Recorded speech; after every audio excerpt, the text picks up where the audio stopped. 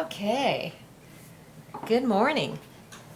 Okay, the last time I left you was trying to get my mother into being taken care of, the hospital, and she had threatened suicide, and so I decided, well, maybe I'll call the police department and see if they won't help me get her in. So I did, and they asked if she'd hurt anybody.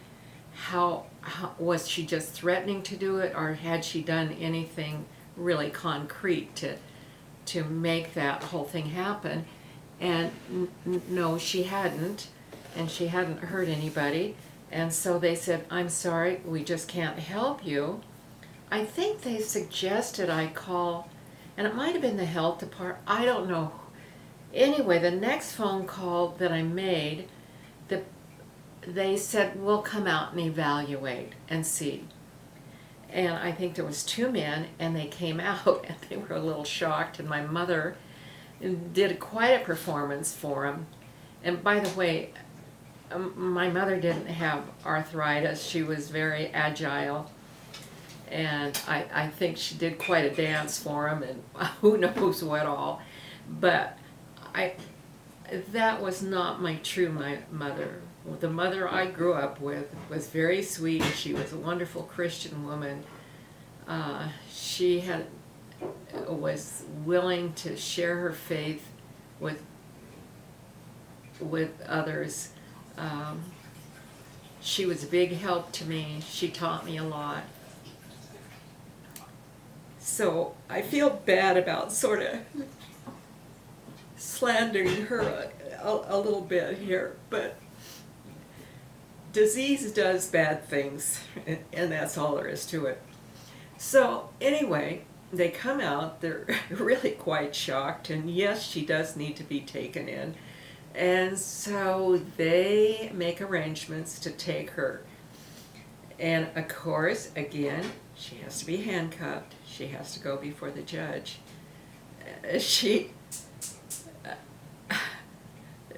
This doesn't put me in a very good light as a daughter, that I have to have my mother taken to jail twice. But anyway, prior to this, what led up to all of this, she was getting higher and higher, and then the bank called.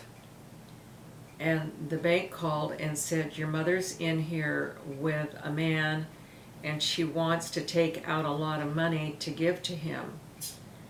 And I said, and my name was on her bank account too. I had power of attorney, and everything was in a living trust. And I was the trustee, and I said, no, we don't do that. I'll be down as soon as possible. And I went down. I took my mother he had taken my mother down. And I went down, and I got her out of that situation, brought her back home. And then also, she had given the car to the man. I got the car back. I sort of scolded him. He should have known that my mother was ill. He was a neighbor, and he was taking advantage of the situation, I'm sure, and didn't have a lot of scruples. So then I also found out, as they took her away, just a little bit before that, she had been to Fred Meyer's, which is a big grocery store, a lot of bulk foods, health food store. It's a wonderful store, really. They only have them, I think, in Oregon and Washington, Idaho, that sort of thing. They don't have them here in California. Oh yeah, I guess they do in Northern California. But anyway, she had been there, and somebody had taken her, and they hadn't come back right away, so she was in there a long time. She spent $700 worth of groceries. She went up, like she said, up and down every aisle. There was a certain kind of salad dressing that was made. It was an Idaho brand, made in northern Idaho. It was really good. It was the kind we could eat healthy, and not a lot of preservatives in it. But she bought every kind they made, and some all sorts of things. I mean, she had all sorts of things. Anyway, when she came home with those, she couldn't get the lid off. So she took a knife and she punctured every lid, but she didn't put it in the refrigerator. They were in the cupboard with a slash in the lid. And I found out after they took her, when I was able to go into her house, and it was a total wreck, and I got into the kitchen, I opened up the refrigerator door, and she had put some kind of chocolate syrup in there, and the lid wasn't on right, and it was at the very top, and it just poured down everything in it, and the refrigerator was crammed. I mean, it was like if you opened the door, it would begin to fall out, just crammed in there. Her cupboards were crammed with all of this stuff, and most of that $700 worth of groceries I had to throw out. And anyway, my mother went in for help. I changed it so I had complete control over her money from then on. I think I gave her an allowance that she could spend if she wanted to, but I paid her bills, I wrote the checks. She didn't have access to her checking account anymore. And she was in the hospital for 6 weeks, and actually they told me that they didn't think she'd ever come back. So I had to clean up this trailer. I thought I'll have to clean it up and maybe we'll rent it out. I wasn't sure. But it was so bad that I had a couple of friends. I think I paid them money. I don't know. I think I probably did. And they came and worked with me. And I think it took us a whole day just in the kitchen. And then there was the rest of the house. And I didn't rent it out, which I thankfully was thankful I didn't, because she did come back, and in 6 weeks. And then I sort of found out Social Security and what they'll pay 6 weeks. And then of course these hospitals and whatnot like to be paid more than 6 weeks. So if you can't pay, they send you home. So she got sent home, and by then she's way down, way down. And she tells me how much she hates to be way down. And I feel bad because that's the only time I can handle my mother. And for me is when she flips, and it wouldn't take, I mean, she could be way down in the morning, she'd come over, she'd be way down, she'd come back, and I'd realize, uh-oh, it's flipping. And by evening, it was up. And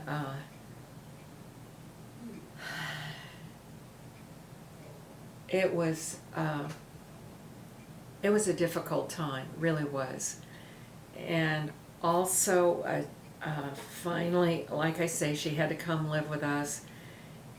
And I know when she was with us, finally, we had to visit Tom's mom. She lived in Southern California.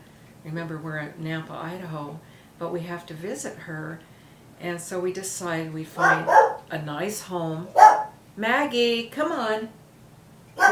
Maggie, come on, honey. I bet the mailman has come by.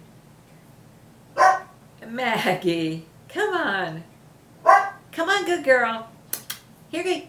Come on, honey. No, she's gonna bark instead. Okay, anyway. Where was I? Oh, shoot.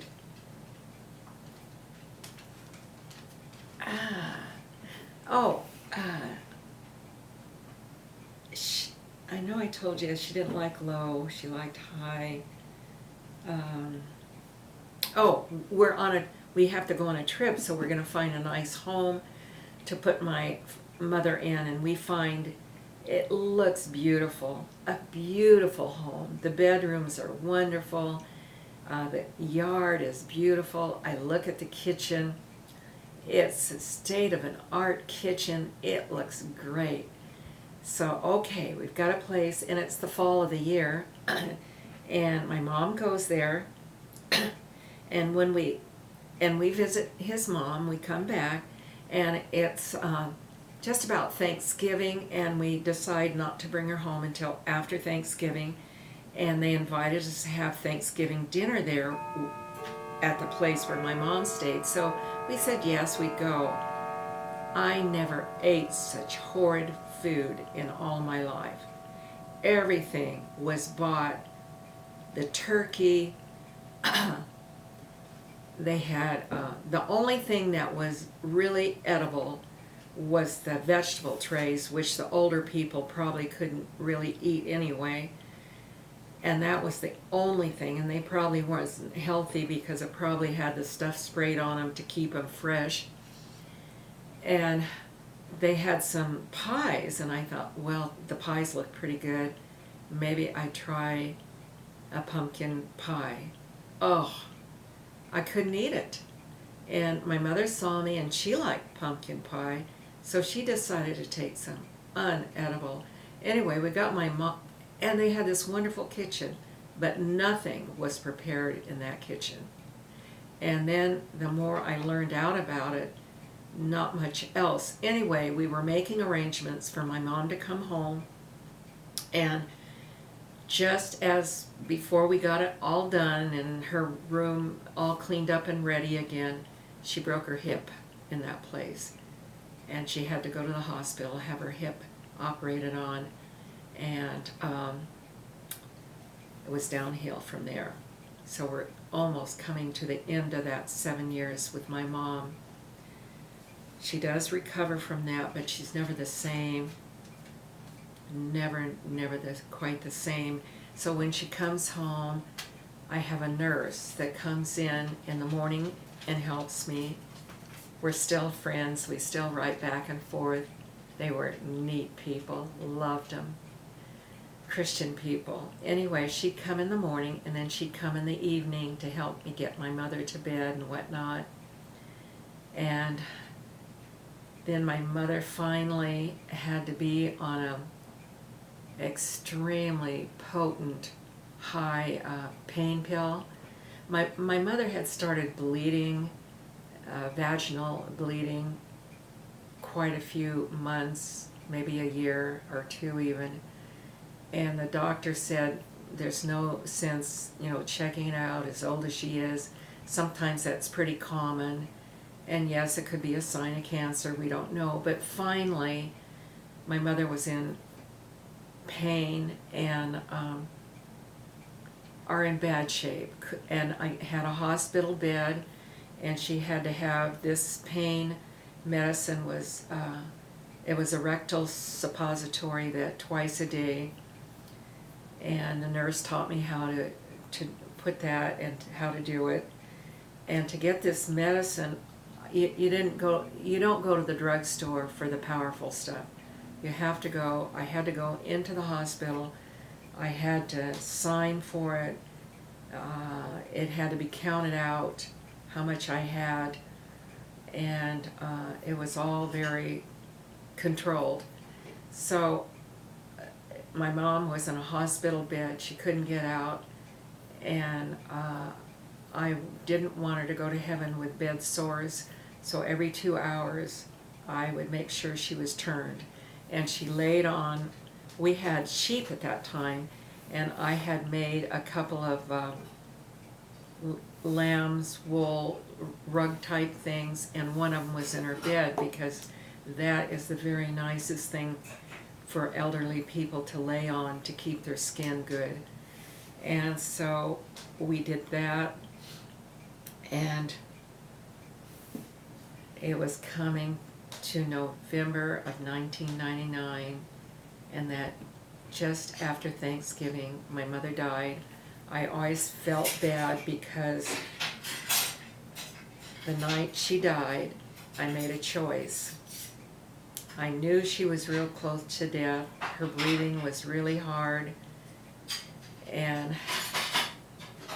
I thought to myself, I should sit here with her, but if I do, and she doesn't, and she lingers for a day or two longer, I'm up every 2 hours. This would So I went to bed. It was about 10 o'clock, 10:30. I went to bed. About 12, 12:30, I was up to turn her over, and she had gone to heaven. And my mother is well in heaven. So that's the end of that 7 years. My timer's ringing. And when I come back, I want to tell you, I only told you about my folks in those 7 years. And I'm in my mid-50s now. I want to tell you the other things that are going on at that same time. They're nice things. Things that made my 50s still nice. Okay.